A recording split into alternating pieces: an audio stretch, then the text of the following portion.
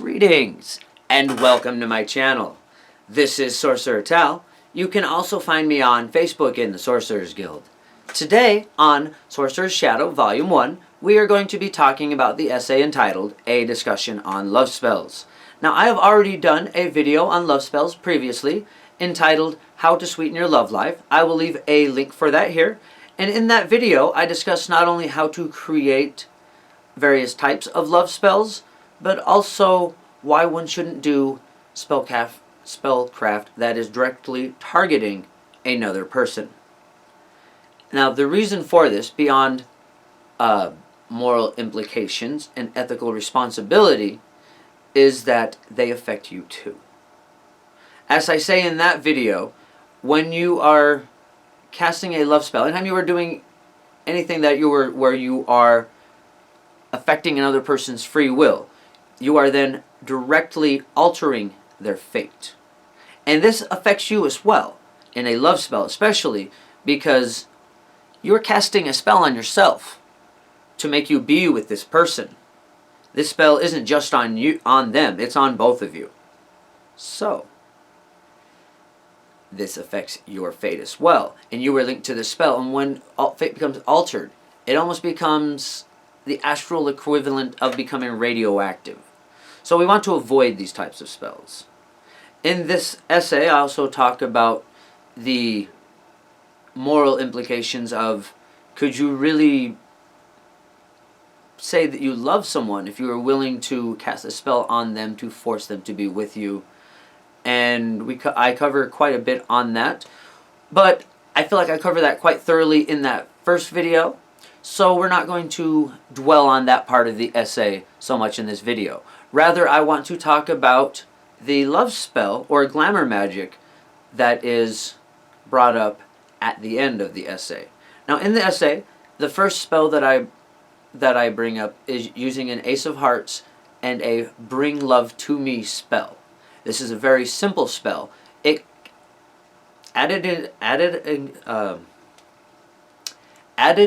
steps can be done to add potency, but you can follow simply the directions in there with the Ace of Hearts and the Dove's Blood ink and saying bring love to me into the card, as I discuss in that essay. And I will of course leave a full link to the essay in the bottom of here if you want to look over that part. But then I also discuss a second spell built upon the first called Lover's Touch.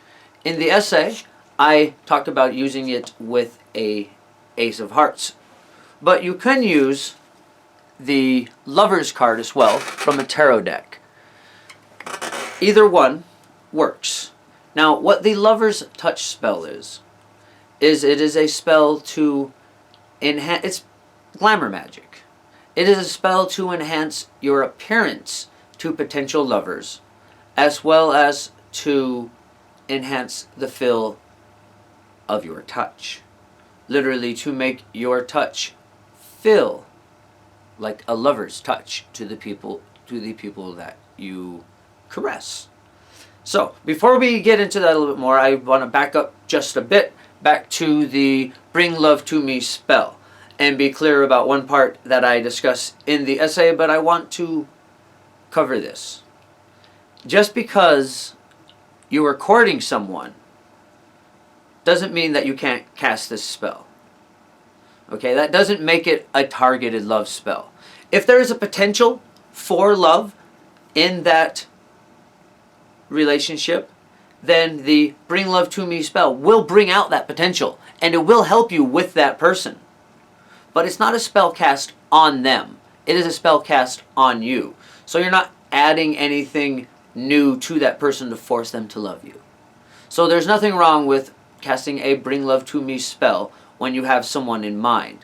But it doesn't guarantee that that person will be drawn to you. In fact, it will tell you whether there was a potential there or not, because if they don't show interest after that, well then you might as well go on to next person you're interested in, I suppose. Okay, so back to the Lover's Touch spell. So we want to use the Dove's Blood ink and an Ace of Hearts or the Lover's card. And what we want to do is, in the essay I say, draw a heart. Now, with the sigil work, if you think about it, we can use the Lover's Touch, L and T, and quite easily bend that back into the shape of a heart and add the statement of intent. And there we go, we've added another step to the spell.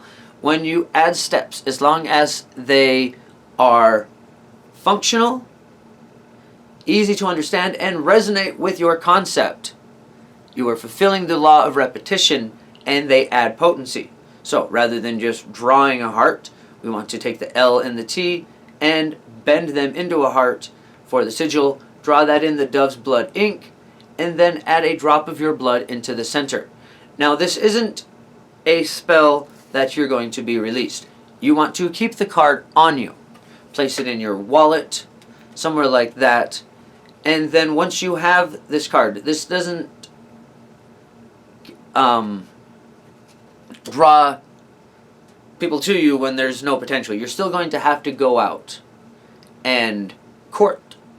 You're still going to have to go out and speak to these people that you're interested in and flirt, court, whatever you want to, whatever they call it these days.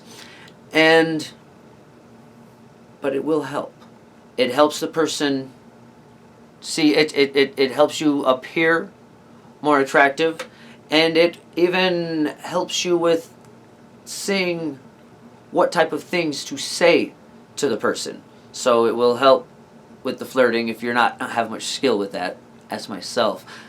I usually just wind up quoting poetry or something. Not good at the flirting.